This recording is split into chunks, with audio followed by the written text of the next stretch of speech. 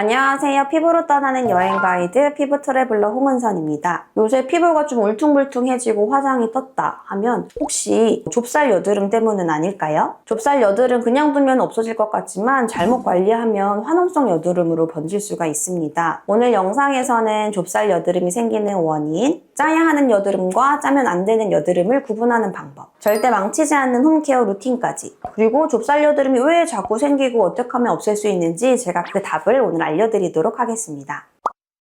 우리가 흔히 말하는 여드름은 이제 염증성 여드름과 비염증성 여드름으로 나눌 수가 있는데요. 염증이라고 생각하면 약간 빨갛고 하얀 고름이 잡히고 이런 거라고 생각해 주시면 되는데, 비염증성 여드름은 그런 게 없는 여드름입니다. 붉지 않고 그냥 피지가 모공에 쌓여 있는 정도라고 생각해 주시면 되는데요. 이것도 크게 두 종류로 나눠볼 수가 있습니다. 일단은 블랙헤드, 피지가 모공에 박혀 있는데 이게 공기 표면으로 노출이 돼서 표면이 좀 검게 변한 거라고 생각해 주시면 되고요. 그리고 화이트헤드, 이게 이제 우리가 말하는 좁쌀 여드름인데, 얘는 이제 피지가 공기 바깥으로 노출은 되지 않아서 검지는 않지만 조금 볼록 튀어나오거나 한 상태입니다. 그리고 염증성 여드름은 이런 비염증성 여드름에 여드름균이 침투하고 염증 반응이 일어나서 붉고 부풀고 곰고 이렇게 되는 게 바로 염증성 여드름인데요. 그래서 비염증성 여드름을 이렇게 염증성 여드름으로 가지 않도록 관리하거나 케어를 해주는 게 바로 필요합니다. 좁쌀 여드름의 원인은 그냥 일반적인 여드름 원인과 똑같습니다. 즉 피지 분비가 많아질 때 생기게 되는데요. 사춘기나 생리 전후, 스트레스를 받을 때 피지 분비가 늘어나면서 여드름이 많이 생기게 되고요. 그리고 모공이 막는 성분이 들어간 코메도제닉한 화장품들을 발랐을 때에도 여드름이 좀 잘 생기기도 하고요. 혹은 피부 장벽이 약해지거나 각질이 너무 두껍게 모공을 막고 있어서 피지가 제대로 배출되지 않을 때, 그럴 때 이렇게 여드름이 발생하게 됩니다. 그럼 좁쌀 여드름 가만히 놔두면 어떻게 될까요? 하시는 분들 많으실 텐데, 이렇게 좁쌀 여드름 가만히 놔두게 되면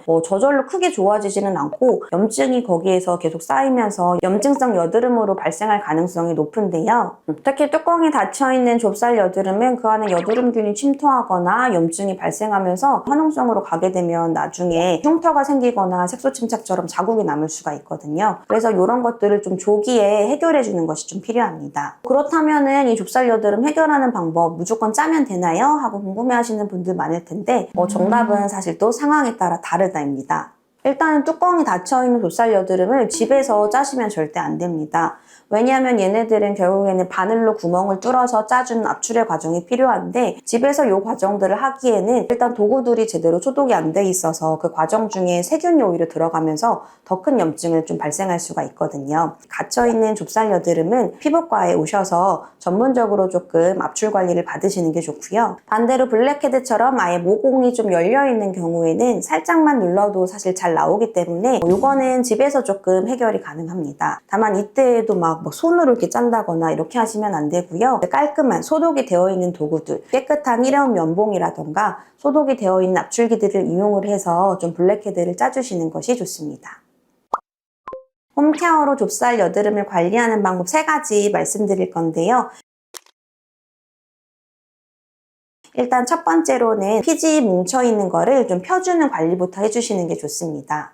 좁쌀의 핵심은 결국에는 피지가 바깥으로 제대로 나오지 못하고 이렇게 막혀있는 거라고 생각해 주시면 되는데요. 그래서 이때 조금 필요한 성분이 바로 세라마이드가 도움이 됩니다. 피지와 유사한 성분이기 때문에 피지를 좀 적절히 잘 녹여주기도 하고요. 피부 장벽을 조금 튼튼하게 해주고 각질을 줄여주는 데도 도움이 됩니다.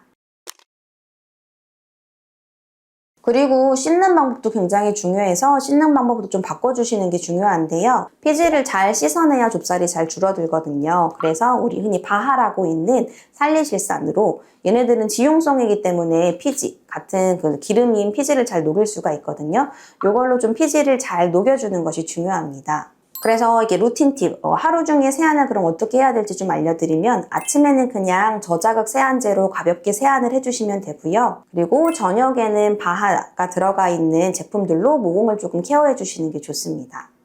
그리고 또 한 가지 꿀팁은, 세안 후에 보통 막 이것저것 하다가 화장품을 좀 늦게 바르게 되면 수분이 이미 다 날아가 버려서 피부 장벽이 좀 약해지기가 쉽거든요. 세안 후에는 화장품들을 좀 바로 발라주셔서 좀 보습을 충분히 해주시는 것이 좋습니다. 그리고 각질 정리도 꼭 필요한데요. 왜냐하면 이제 모공 속에 있는 피지가 각질이 너무 많이 있게 되면 제대로 빠져나가지 못해서 결국 또 좁쌀 여드름이 생기고 이게 또 악화되고 결국 악순환의 반복이거든요. 이때는 아하를 이용을 해서 조금 표면에 각질을 좀 잘 녹여주시는 것이 좋습니다. 근데 아하 제품은 사실 너무 매일 쓰면은 오히려 좀 자극이 있을 수 있기 때문에 주 2, 3회 정도는 아하 성분이 들어간 제품들로 이제 각질을 조금 녹여주시고 케어해 주시는 게 전반적인 좁쌀 여드름을 줄이는데 매우 효과가 좋습니다. 그 밖에도 피부에 진정이 되는 제품들을 좀 같이 써주시면 조금 염증성 여드름으로 번지는 것을 막아줄 수가 있는데요. 중요한 성분들로는 티트리 오일이나 알로에베라 같은 성분들이 들어간 화장품들을 써주시는 게 좋고요. 그리고 뭐 이제 중간중간 혹시나 여드름이 좀 너무 좁쌀 여드름이 너무 많아지거나 혹은 화농성 여드름이 생기는 경우에는 벤조일 퍼옥사이드, 아다팔렌 혹은 제가 좋아하는 아크리프 같은 여드름 치료제들을 조금 발라주시는 것도 도움이 됩니다. 날이 더워지면서 좁쌀 여드름 이제 점점 더 많이 생기게 될 텐데요. 좁쌀 여드름 생기게 되면 어떻게 해결할지 고민도 많이 되고 화장도 잘 안 먹어서 속상하실 텐데 제가 말씀드린 여러 가지 방법들을 꾸준히 잘 지켜주시면 좁쌀 여드름 충분히 잘 해결하실 수 있을 거예요. 이 영상이 도움이 되셨다면 좋아요, 구독 눌러주시고요. 좁쌀 여드름으로 고생하고 있는 친구들에게도 영상 한 번씩 공유해주세요. 지금까지 피부로 떠나는 여행 가이드 피부 트래블러 홍은선이었습니다. 감사합니다.